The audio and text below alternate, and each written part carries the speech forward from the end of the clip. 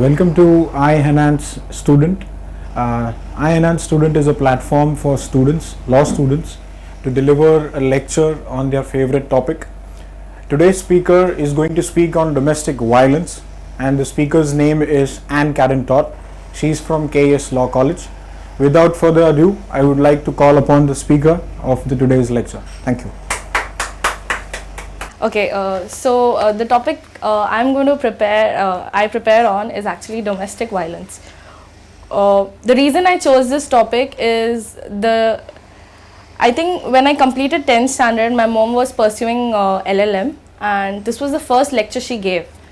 I was only 15 years or so, and my mom wasn't so techno savvy.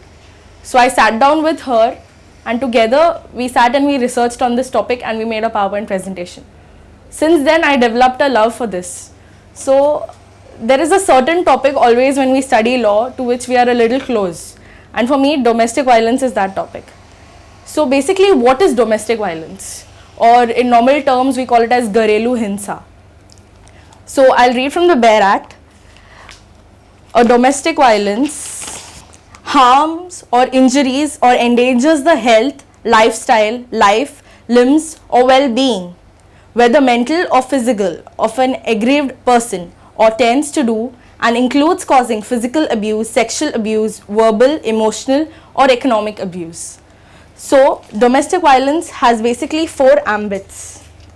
The first being verbal abuse, physical abuse, mental abuse and economic abuse. So, when you go to see as physical abuse, it is easy to prove physical abuse. I'll go on to state a story. Miss A is a 19-year-old girl who gets married to Mr. B, a 23-year-old boy.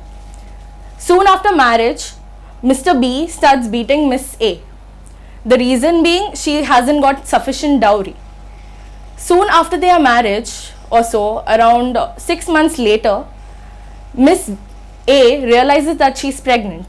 Mr. B demands more dowry just so that he can recover the child expenses which she's going to deliver. Later on, knowing that Miss A hasn't brought enough dowry, he beats A. He beats her so much that the child in her womb is dead. She suffers a miscarriage. That is physical abuse. This is a real story. It is not a fake one or something I've made. It is actually going on. The case is actually going on, and Miss A is in trauma, but it is proved because we have medical evidence for it. Thus saying physical abuse is actually easy to prove because we have medical evidence and data to prove it. Then the second part is mental abuse. Mental abuse is not so easy. What comes under mental abuse is words you say or the expressions you commit towards a female comes under the mental abuse. When you say about mental abuse, giving galis, for example, every time you harass a person just by giving them names comes under mental abuse, and it is not easy to be proved. How are you going to prove something which happens between 2 people? It's quite difficult. Sexual abuse.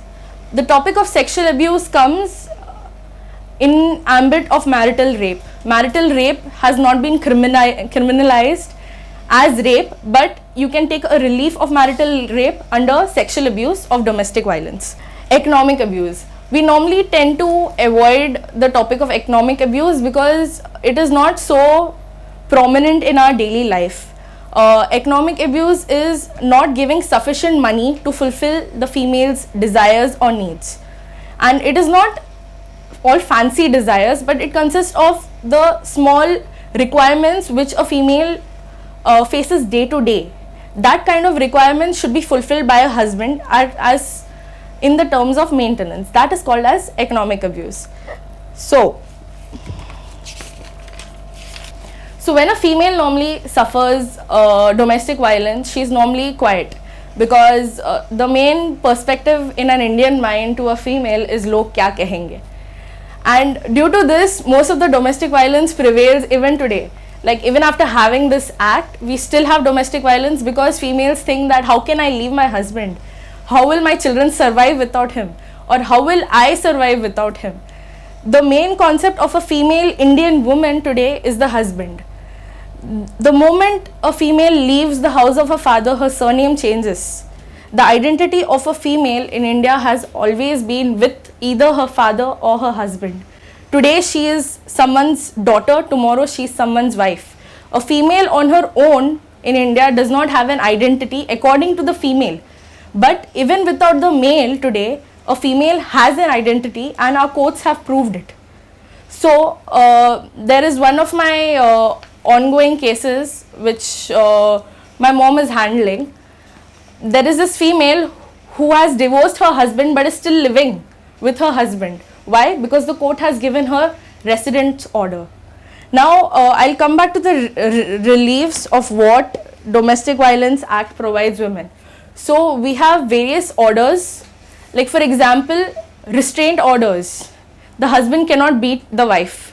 It comes under protection orders. So you can stay in the same house, same flat, without the husband actually touching you or any type of violating you, because the court has given an order. Residence order, in case you do not have a flat or any dwelling place to live in, the court will provide you residence order. Either the husband has to pay you a monthly compensation in form of rent of the place, or the husband has to give you his house to live. So those are the reliefs domestic violence has had. So the first thing, I'll go on to the procedure.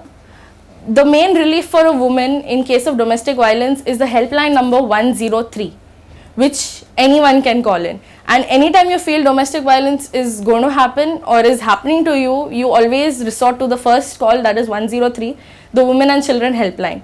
You call them and they either register a non-cognizance offence or they file an FIR to see according to the grievousness of the violence.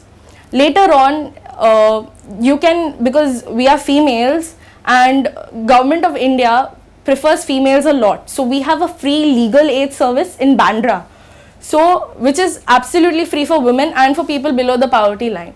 So you can actually go to Bandra to the free legal aid service and they will provide you with the protection officer, so that they will help you in all your ways, your proceedings, your legal charges, everything will be free of cost. Because the thing is, we do not want anyone to suffer due to domestic violence. So this is a form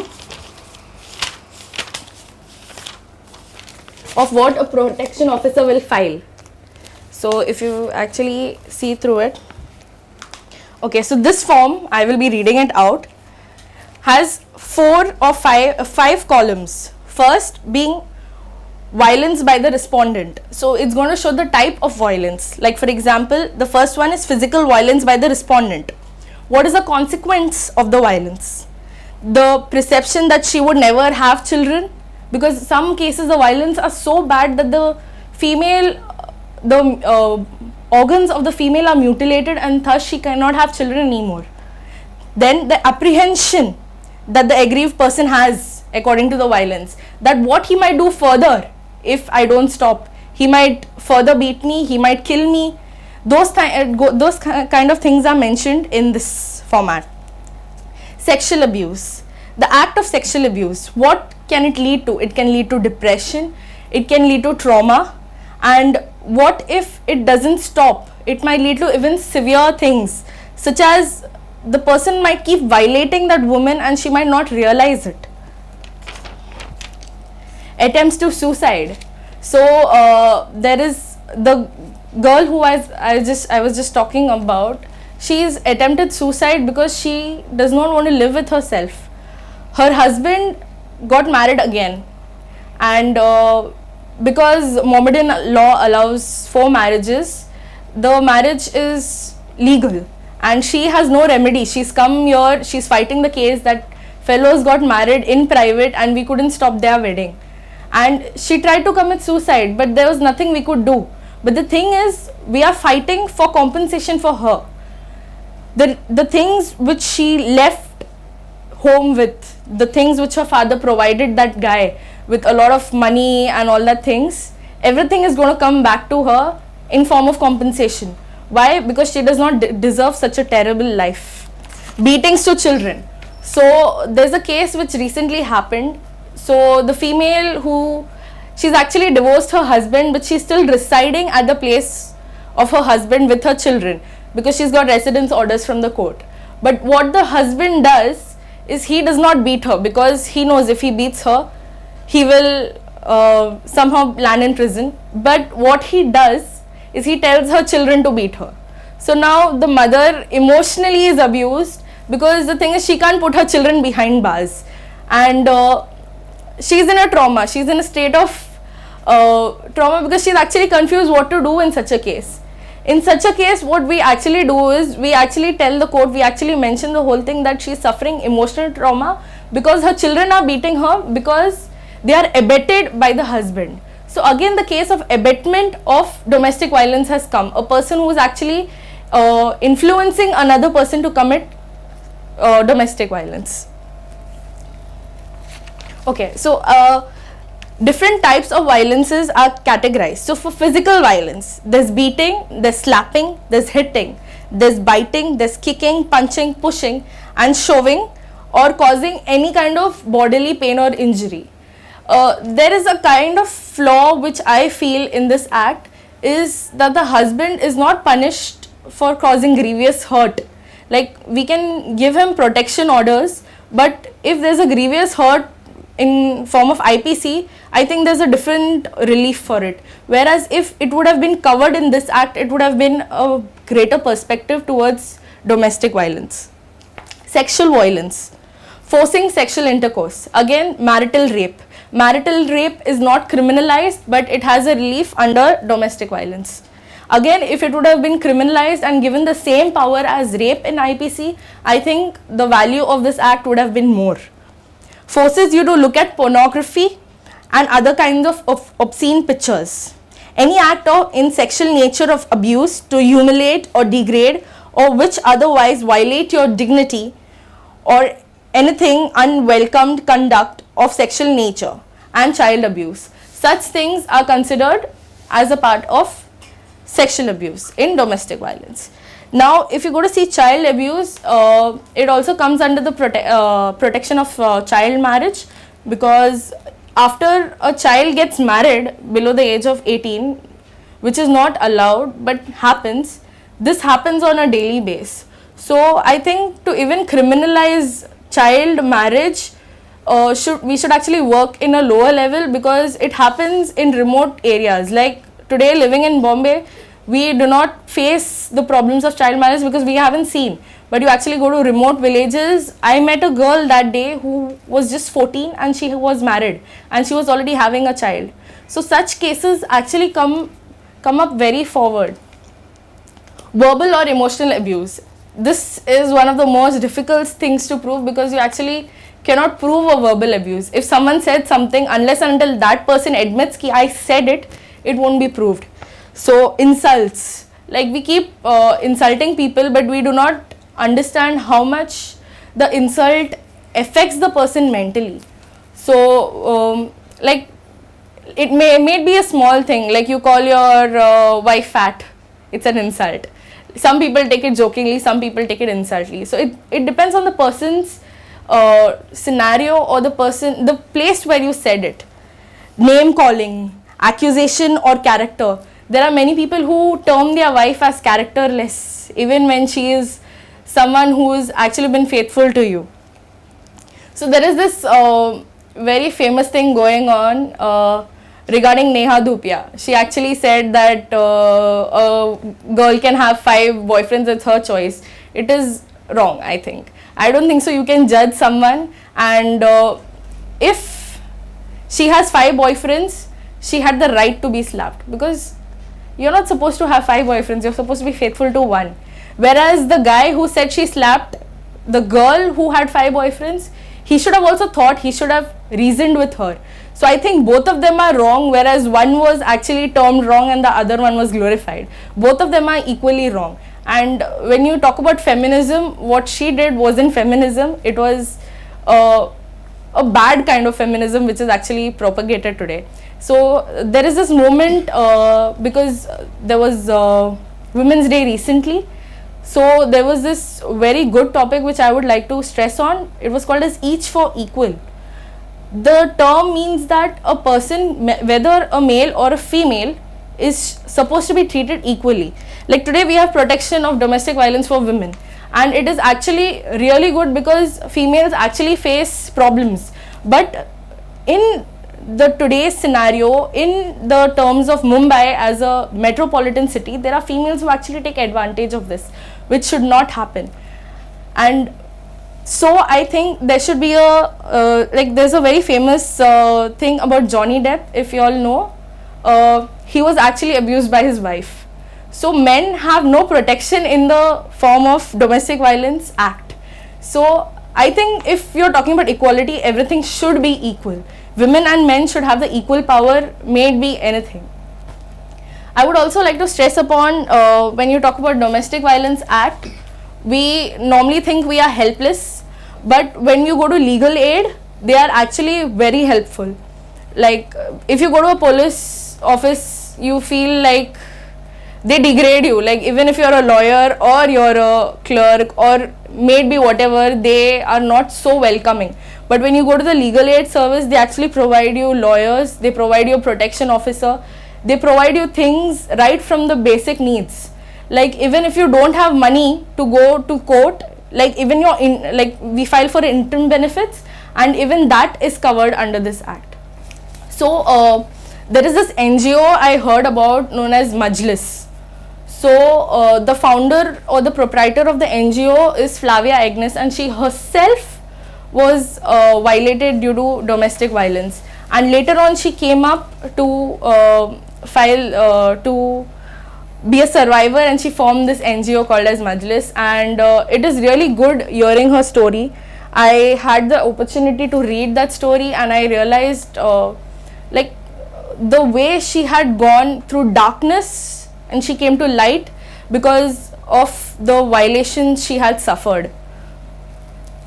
Domestic violence is, the females who actually suffer domestic violence, the reason they are staying with their husband is because they think that तो क्या हुआ कि वो अच्छा पति नहीं है पर वो अच्छा पिता है.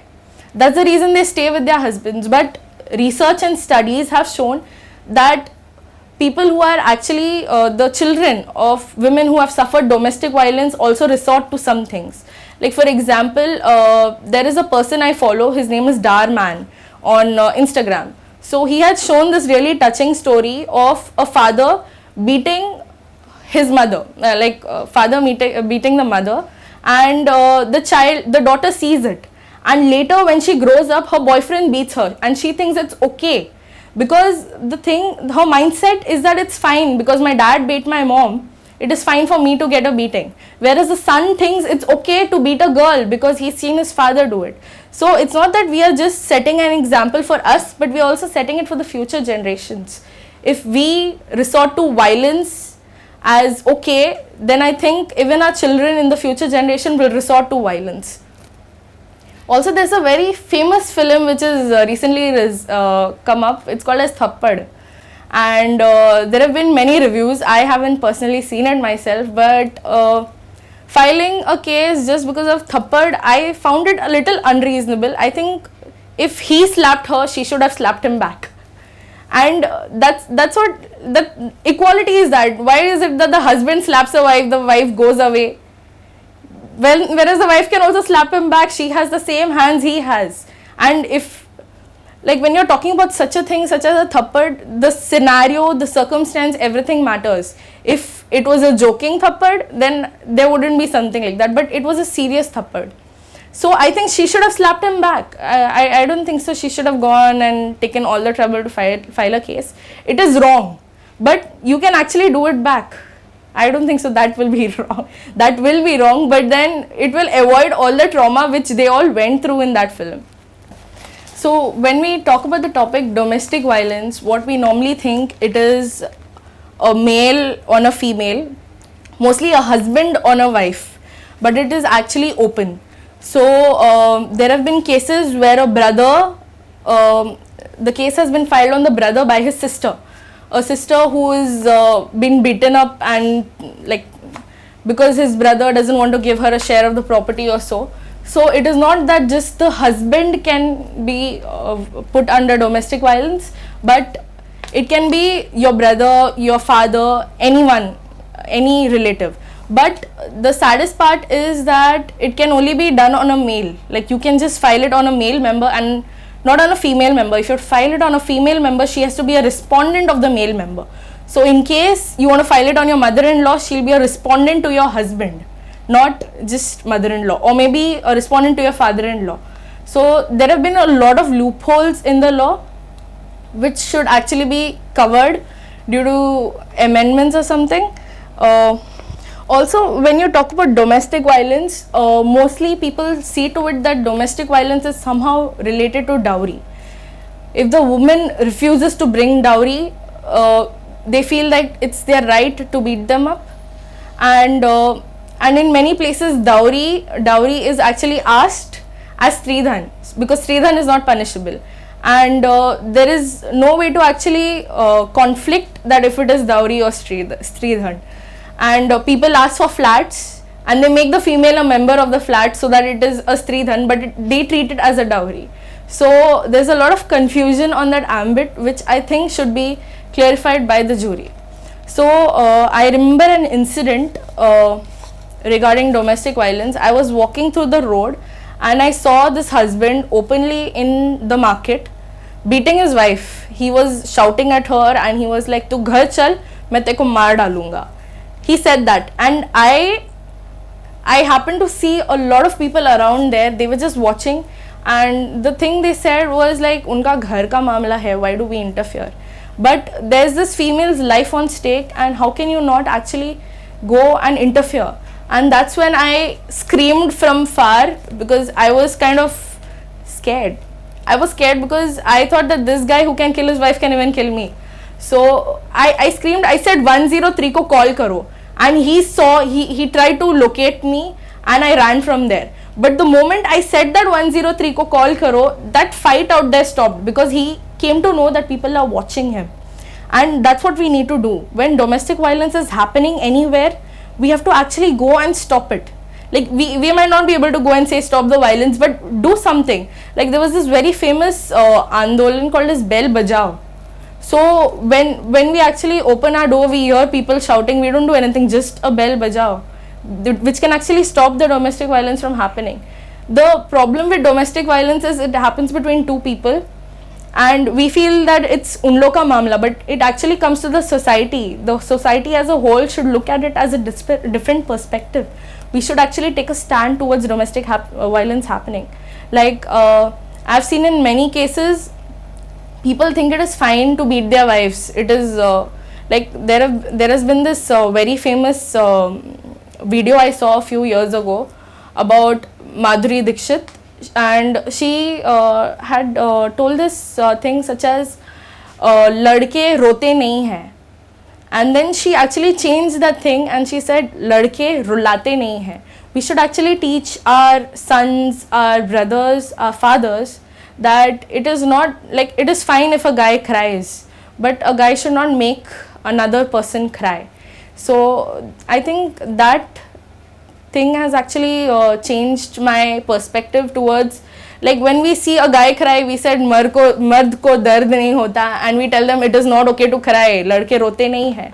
But the real fact out here is that a guy should be conditioned not to make a woman cry.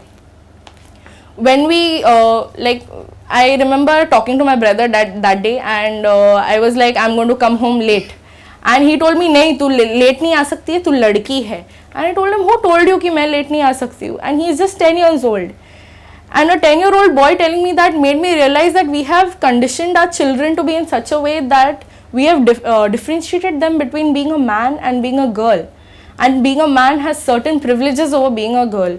Why can't a man go and cook in the kitchen? Whenever I'm hungry nowadays, I tell my brother, ja, Maggi bana ke la, because I have to treat him equality. I need to treat him that it's okay for a man to go to the kitchen and cook, and it is okay for a woman to go into the office and work.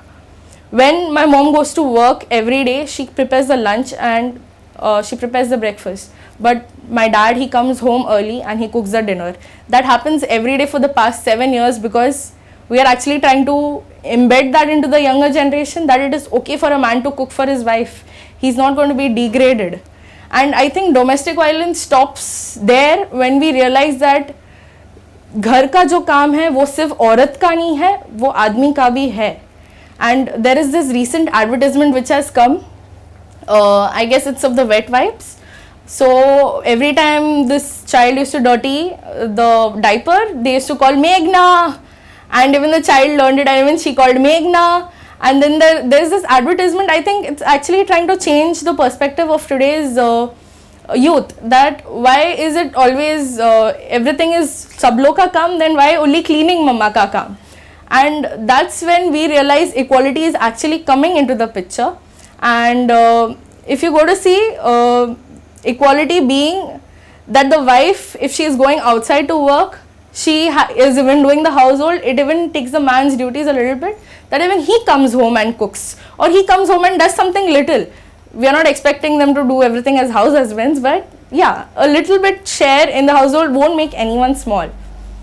So when we come back to the topic of domestic violence, it's not that we see, if we see the chart of domestic violence, there is a higher rate of reported cases in modern scenarios, whereas there are less reported cases in rural areas. It is really not that in rural areas domestic violence is less, and in modern areas the domestic violence is more. It's actually the reverse.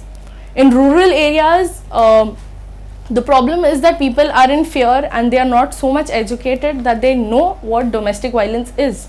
And since childhood, they have been accustomed to it. They have seen their parents hit each other, they have seen their grandparents.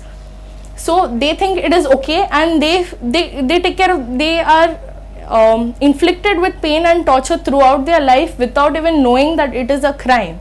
Whereas in modern scenario where we live, we are quite privileged that we are about to tell people what domestic violence are, and because of it, I think there is a quite change, and people have started reporting domestic violence. Also, if you go to see, there are a lot of serials which women watch. And even I watch a lot of serials. There are a lot of serials nowadays. Like my grandma is recently seeing Rishta Kya Kehlata Hai, and it's been going on since 14 years, I guess.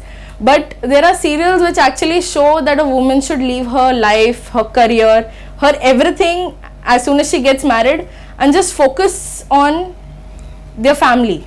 And once she does that, her whole life is surrounded only with one thing, that is family. And when she receives torture through that family, she thinks it is part of her life, because she's made her whole life only about her family. And that's when the thinking of domestic violence comes in, because the husband takes an upper hand because he thinks there's nothing else, there's nowhere she will go.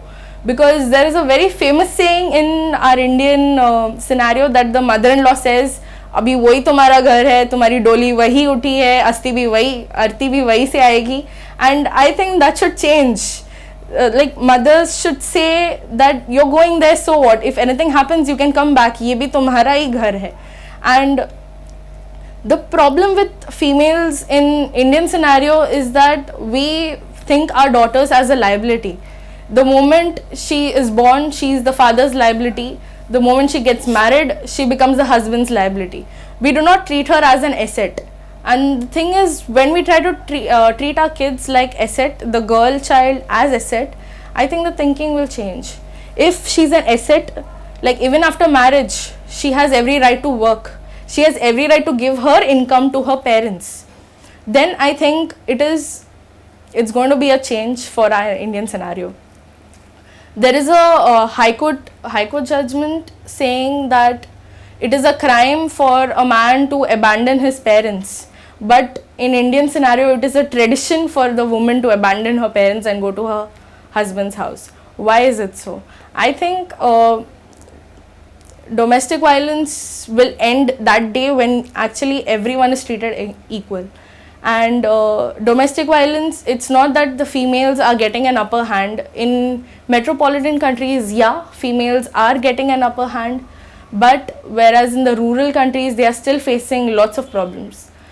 In metropolitan cities, there are females sometimes who act really over smart, and they try to get their husband under the act, and even when the poor thing, there have been many false cases, but 90% of the cases aren't false, they are true. So only because of the 10% case, I don't think so we should degrade all the cases.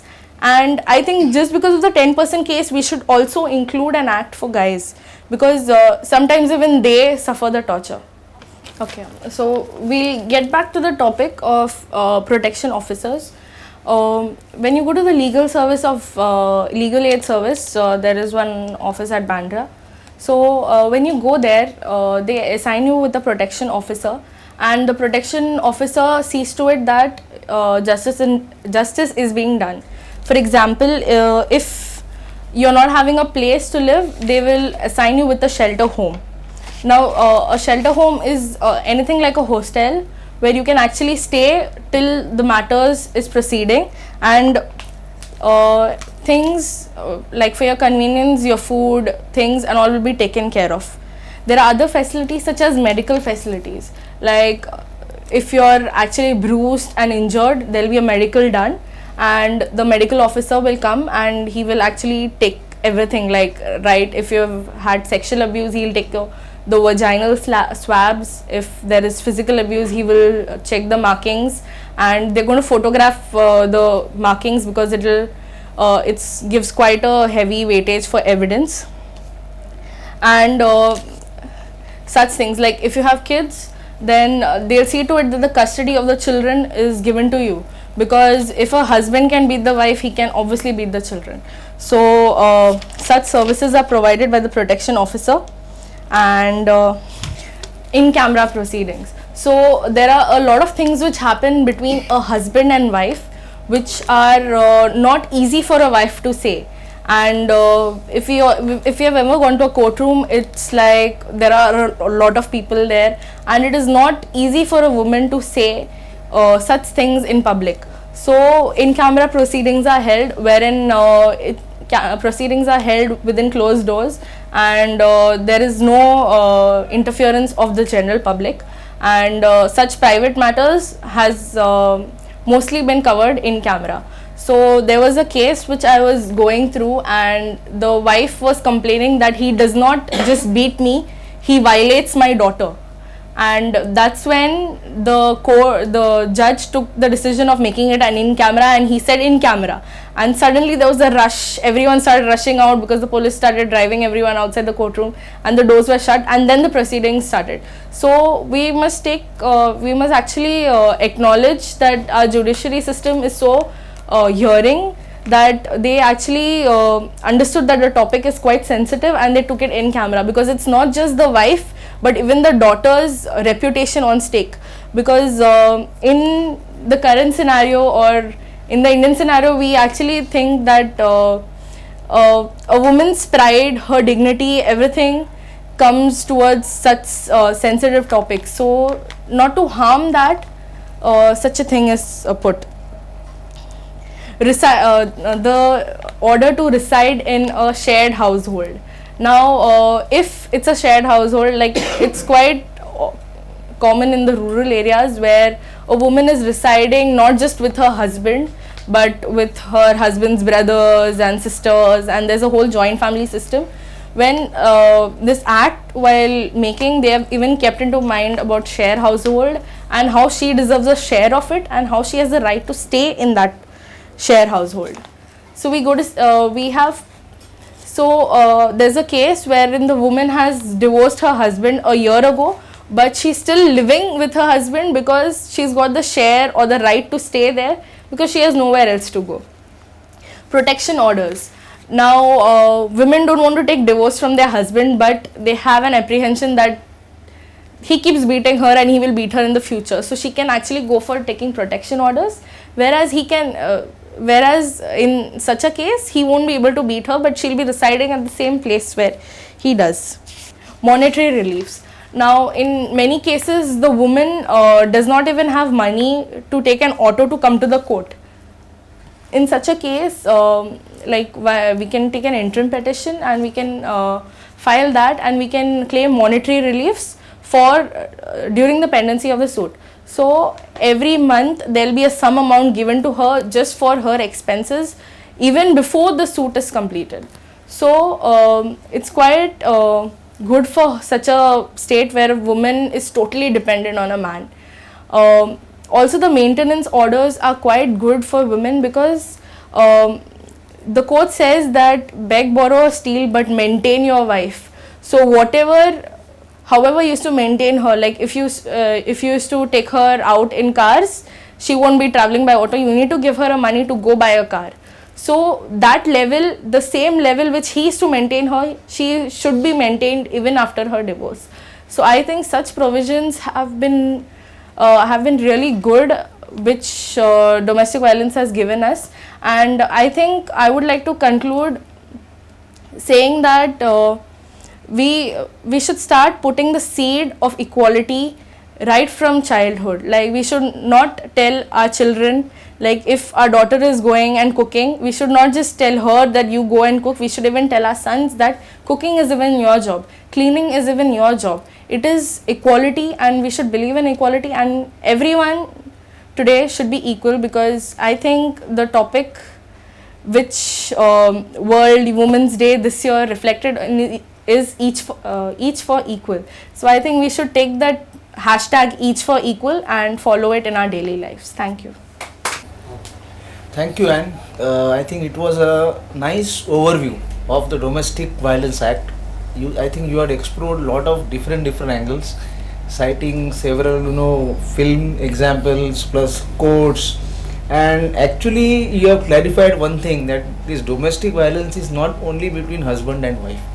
It's fundamentally between a woman and a man, whatever may be the relationship. So thank you very much. Welcome to the Hamura Tablet family, and this is a small token from us Thank too. you.